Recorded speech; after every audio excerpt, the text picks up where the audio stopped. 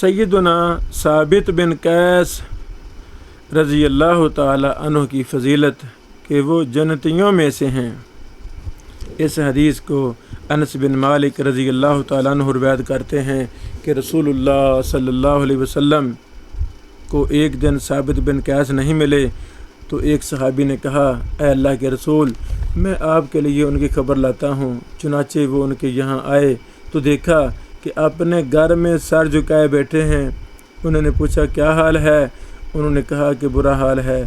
ان کی عادت تھی کہ رسول اللہ صلی اللہ علیہ وسلم کے سامنے آپ سے بھی اونچی آواز میں بولا کرتے تھے۔ ان کی آواز اونچی تھی، ثابت بن قیس کی آواز اونچی تھی، تو باتوں باتوں میں اونچی آواز ہو جاتی تھی۔ اللہ اکبر، اللہ اکبر۔ انہوں نے کہا اسی لیے میرا عمل غارت ہو گیا اور میں دوزخیوں میں سے ہو گیا ہوں۔ وہ صحابی آپ صلی اللہ علیہ وسلم کی خدمت میں حاضر ہوئے اور آپ کو اطلاع دی کہ سیدنا ثابت رضی اللہ تعالیٰ عنہ یوں کہہ رہے ہیں۔ موسیٰ بن انس نے بیان کیا، لیکن دوسری مرتبہ وہی صحابی سیدنا ثابت کے پاس ایک بڑی خوشخبری لے کر واپس ہوئے۔ آپ صلی اللہ علیہ وسلم نے ان سے فرمایا، اذهب الیہ فقل لہ انک لست من اہل النار ولکن من اہل الجنہ۔ آپ ثابت کے پاس جائیں اور اس سے کہیں کہ وہ جہنمیوں میں سے نہیں ہیں بلکہ وہ جنتیوں میں سے ہیں۔ اللہ اکبر، اللہ اکبر۔ صحیح بخاری 3613، 4846، صحیح مسلم 119 نمبر حدیث ہے۔ انس بن مالک رضی اللہ تعالیٰ عنہ بیان کرتے ہیں، جب یہ آیت اتری، یا ایھا الذین آمنوا لا ترفعوا اصواتکم فوق صوت النبی، اے ایمان والو اپنی آوازیں نبی اکرم صلی اللہ علیہ وسلم کی آواز سے اونچی مت کرو۔ آیت کے آخر تک ثابت کہنے لگے، یہ آیت اتر چکی ہے اور تم جانتے ہو کہ تم سب میں میری آواز رسول اللہ صلی اللہ علیہ وسلم کی آواز سے زیادہ بلند ہے، اس بنا پر میں جہنمی ہوں۔ تو رسول اللہ صلی اللہ علیہ وسلم نے فرمایا، بلکہ وہ تو اہل جنت میں سے ہے۔ انس رضی اللہ تعالیٰ عنہ نے کہا، ہم انہیں اس طرح دیکھتے کہ ہمارے درمیان اہل جنت میں سے ایک فرد چل رہا ہے، ایک فرد چل پھر رہا ہے۔ اللہ اکبر۔ صحیح مسلم حدیث نمبر 188۔ صحابہ کرام کا رسول اللہ صلی اللہ علیہ وسلم کی اعمال پر اس قدر ایمان اور یقین تھا، یقین محکم تھا، ایمان کامل تھا کہ نبی علیہ السلام نے فرما دیا ہے ثابت جنتیوں میں سے ہے۔ انس فرماتے ہیں، ہم انہیں اپنے درمیان چلتا پھرتا اہل جنت کا ایک فرد کہا کرتے تھے، سمجھا کرتے تھے کہ یہ جنتی انسان ہے۔ اللہ اکبر، اللہ اکبر۔ اے مسلمانوں، ہمیں بھی قرآن و حدیث پر اسی طرح کا ایمان اور یقین ہونا چاہیے جیسے صحابہ کرام کا ایمان اور یقین تھا۔ سیدنا انس رضی اللہ تعالی عنہ بیان کرتے ہیں کہ ثابت بن قیس ہمارے درمیان چلتے تھے اور ہمیں یقین تھا کہ وہ جنتی ہیں۔ ہمارا بھی ایمان ہے کہ ثابت بن قیس جنتی ہیں اور تمام کے تمام صحابہ کرام جنتی ہیں۔ جنگ یمامہ کے دن ہماری صفوں میں کچھ انتشار پیدا ہوا تو ثابت بن قیس آئے جنگ یمامہ۔ اللہ اکبر۔ ثابت بن قیس آئے، اس وقت انہوں نے اپنے جسم پر حنوط مل رکھی تھی اور کفن پہنا ہوا تھا، کفن پہنا ہوا تھا۔ کس نے؟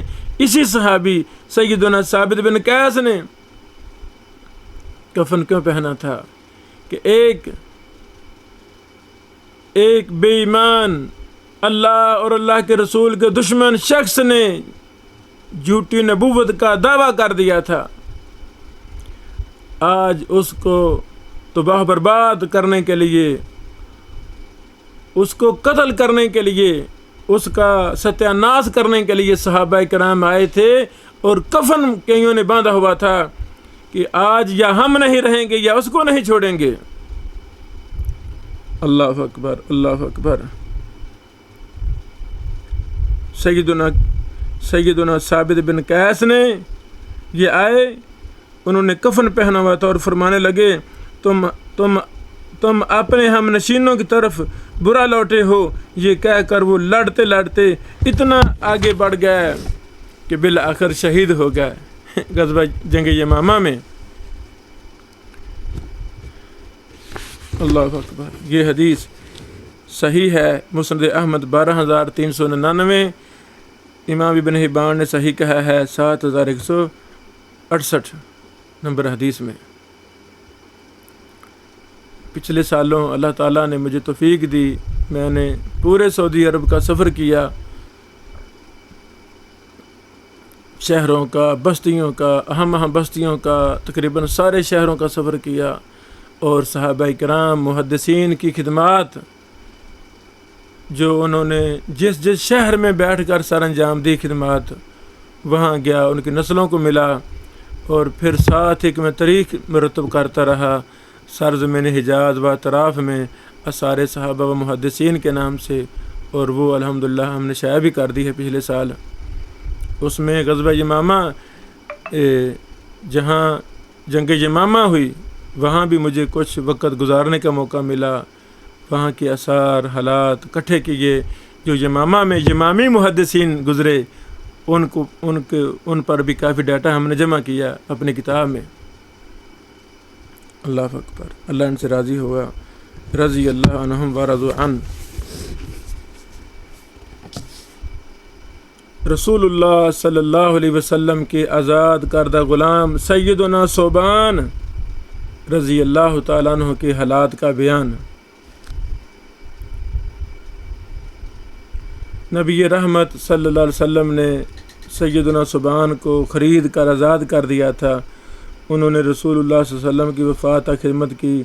آپ کی وفات کے بعد وہ رملہ چلے گئے، اور پھر وہاں سے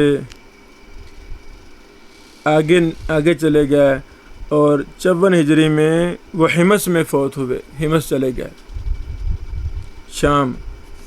اللہ اکبر۔ ثوبان رضی اللہ تعالیٰ عنہ سے روایت ہے کہ رسول اللہ صلی اللہ علیہ وسلم نے فرمایا، کون ہے جو مجھے یہ ضمانت دے کہ وہ لوگوں سے کچھ نہیں مانگے گا، تو میں اس کے لیے جنت کی ضمانت دوں۔ تو سیدنا ثوبان رضی اللہ تعالیٰ عنہ نے کہا کہ میں۔ اللہ اکبر۔ چنانچہ وہ کسی سے کچھ نہ مانگا کرتے تھے، اپنے آپ کو مانگنے سے، سوال سے بچانا چاہیے، اپنے کام خود کرنے چاہیے۔